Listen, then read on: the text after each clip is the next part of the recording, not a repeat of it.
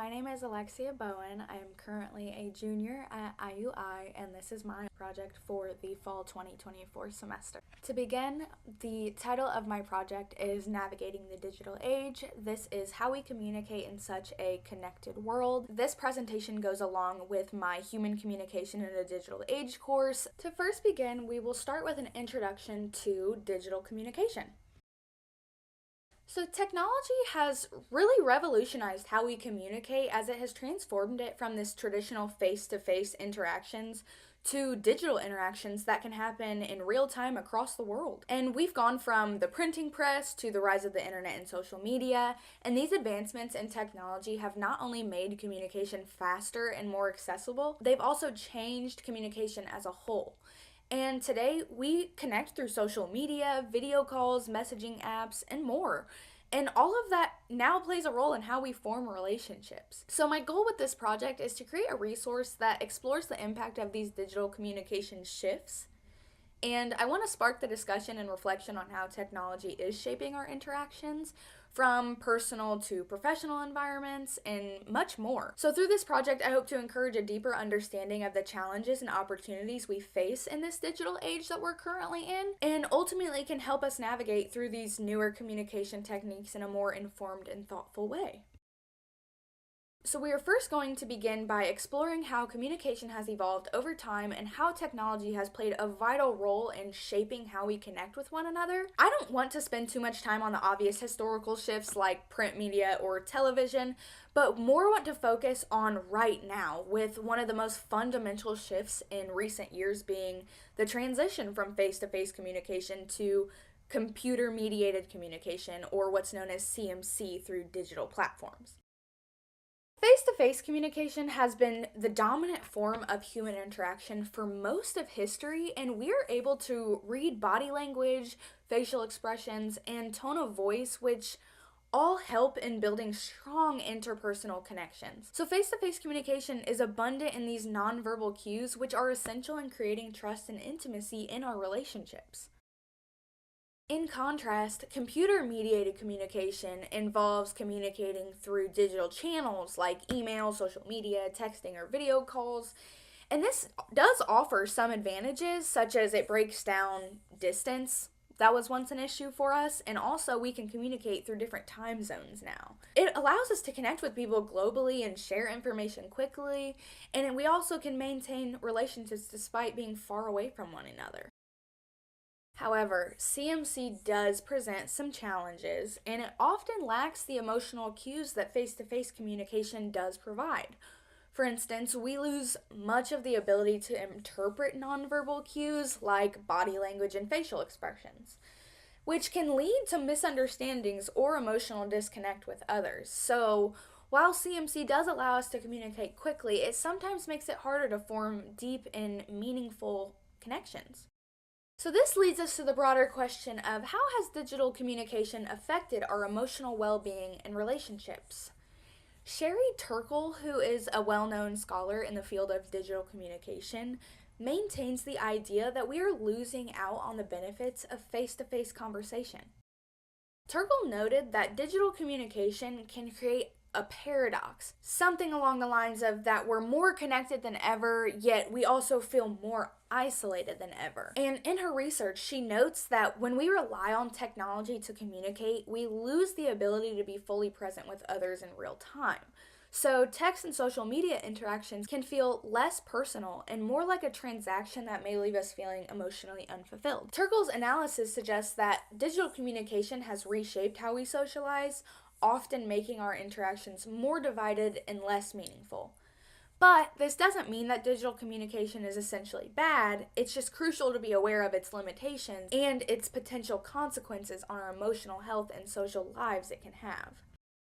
Social media platforms were designed to connect people and communities, but have also become sources for public outrage and divided discourse.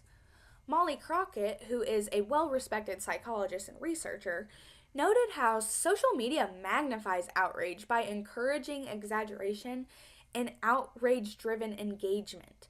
So this is because the algorithms on these platforms are specifically designed to prioritize content that generates strong reactions, And this often promotes division rather than civil dialogue. The speed and ability to be anonymous in online communication has made it easier for people to express anger and frustration in ways that they might not be able to in face-to-face interaction. So in many cases, this escalates conflicts and deepens the social divide. This shift poses challenges that raise important questions about the ethical responsibilities of both users and platform creators in fixing this digital divide and outrage.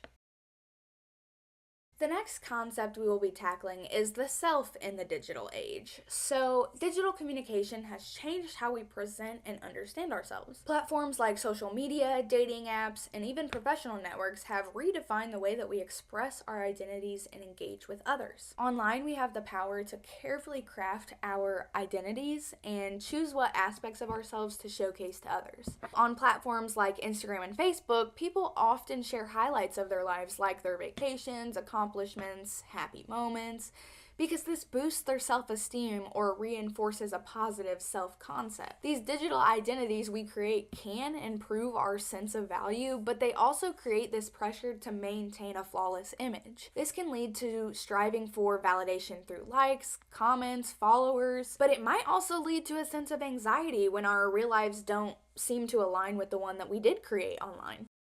One reason this can happen is explained by the concept of the looking glass self and the social comparison theory. So, the looking glass self, introduced by Charles Cooley, he suggested that we form our self-image based on how we think others perceive us.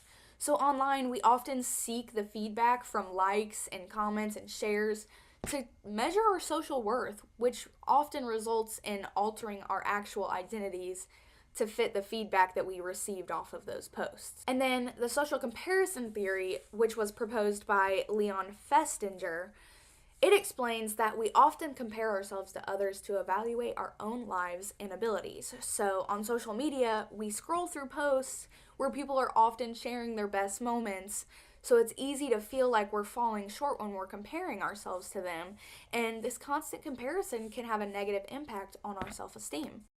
So now we will dive into self-disclosure, or how we share our personal information with others. The Johari window, which is a model that explores self-awareness and social interaction, helps us explain how we manage self-disclosure online. So we often share more than we might in person, exposing private aspects of ourselves to these public platforms.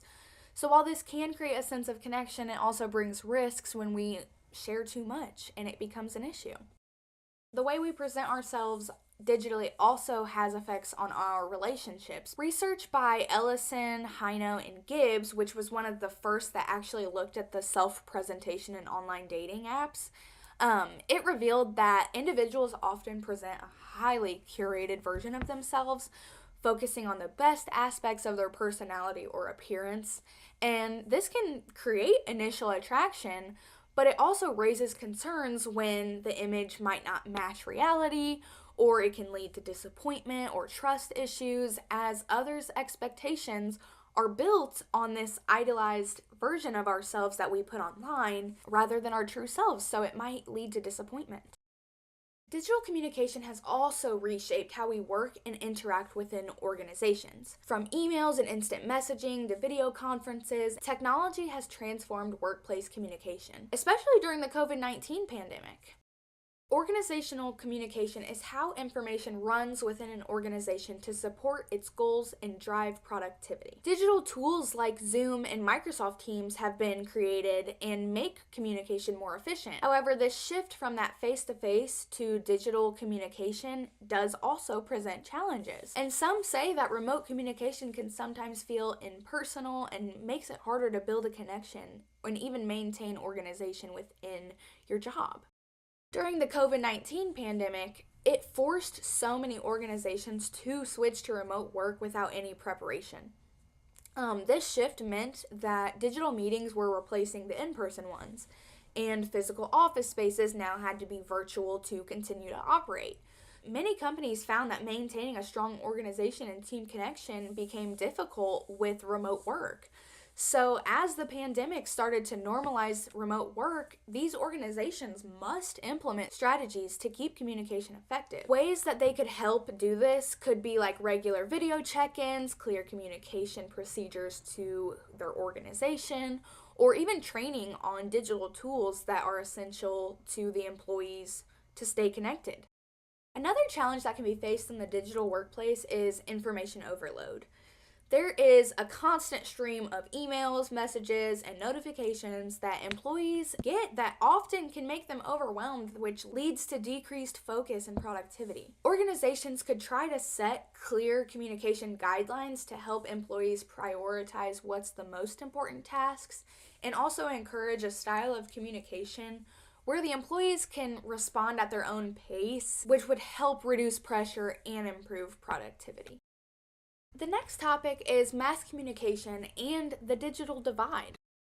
As technologies have continued to advance, they've created blurry lines between mass communication and interpersonal communication. Today, a viral video or a photo can reach millions of people so quickly, which is why it makes the boundaries blurred between what personal and mass media actually are. And this shift has led to the rise of echo chambers and filter bubbles. Echo chambers are spaces where individuals are exposed only to the information that confirms to their already existing beliefs. And filter bubbles occur when our algorithms base our previous behavior on what we see.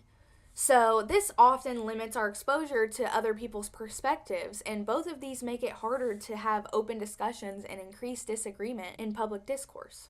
With the rise of so many online platforms, the traditional news outlets no longer control the flow of information. So the platforms themselves have actually coined the name gatekeepers as they decide what content gets seen by the millions of people on the apps. Social media platforms actually play a significant role in shaping the public's opinion now, and they also play a role in spreading misinformation because the algorithms prioritize exciting or emotional content even if it doesn't have factual information on it, which can in some cases be false or misleading. How we consume media has changed dramatically in the digital age, and we no longer rely on traditional news outlets like TV or newspapers. So social media platforms are now the primary sources for entertainment, news, and public conversation. Social media platforms like X or TikTok have content that's tailored to the user's preferences that have even transformed the way that we see news and engage with stories, comments, and share our opinions. But this also raises concerns about the quality of the information being shared, as the line between credible journalism and opinion can be hard to recognize.